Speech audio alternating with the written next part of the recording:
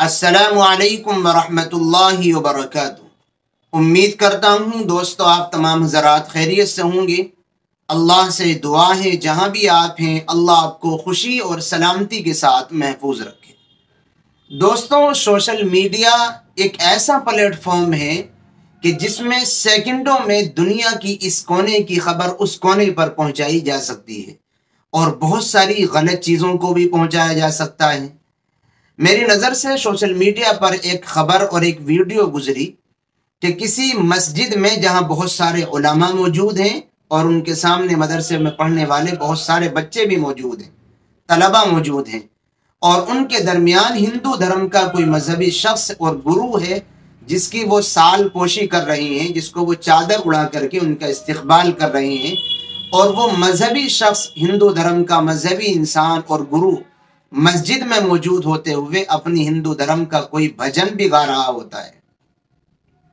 तो ये वीडियो जब देखी तो अजीब सी लगी, मस्जिद में इस तरीके का काम कैसे हो गया और इन उलमा की मौजूदगी में इन्होंने कैसे इजाजत दे दी और कैसे गवारा कर लिया, और सामने इतने सारे तलबा भी मौजूद हैं।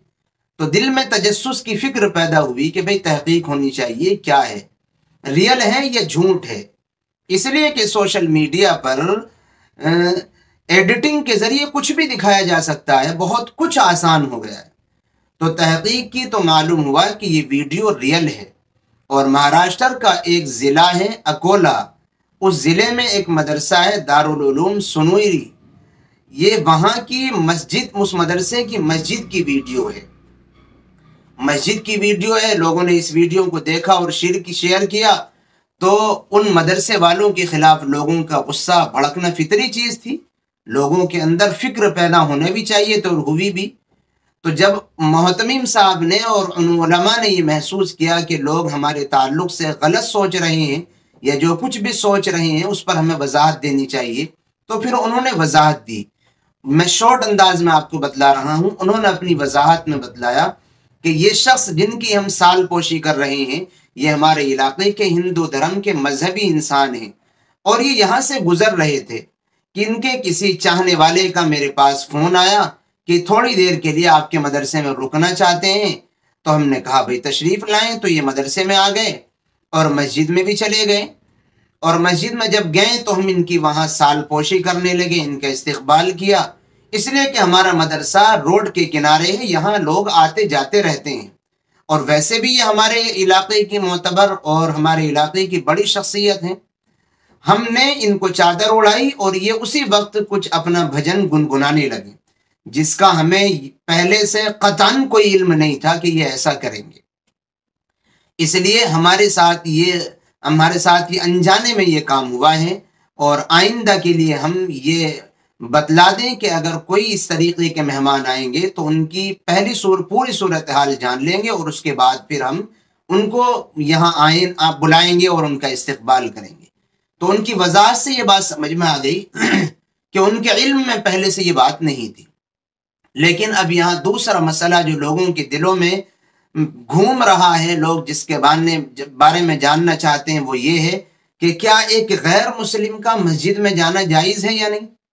इस सिलसिले में आप याद रखें कि मस्जिद में गैर मुस्लिम का जाना जायज़ है अगर गैर मुस्लिम का ज़ाहिरी बदन और कपड़े पाक हैं, कोई नजासत और गंदगी नहीं लगी हुई है, तो फिर एक गैर मुस्लिम मस्जिद में जा सकता है, उसमें कोई कराहत नहीं है।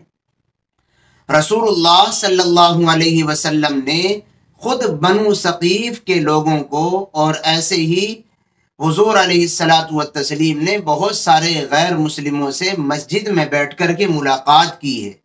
रसूलुल्लाह सल्लल्लाहु अलैहि वसल्लम ने गैर मुस्लिम कैदियों को मस्जिद में कैद भी किया है। तो इससे ये बात समझ में आती है कि एक गैर मुस्लिम का आम मसाजिद में जाने में कोई मसला नहीं है।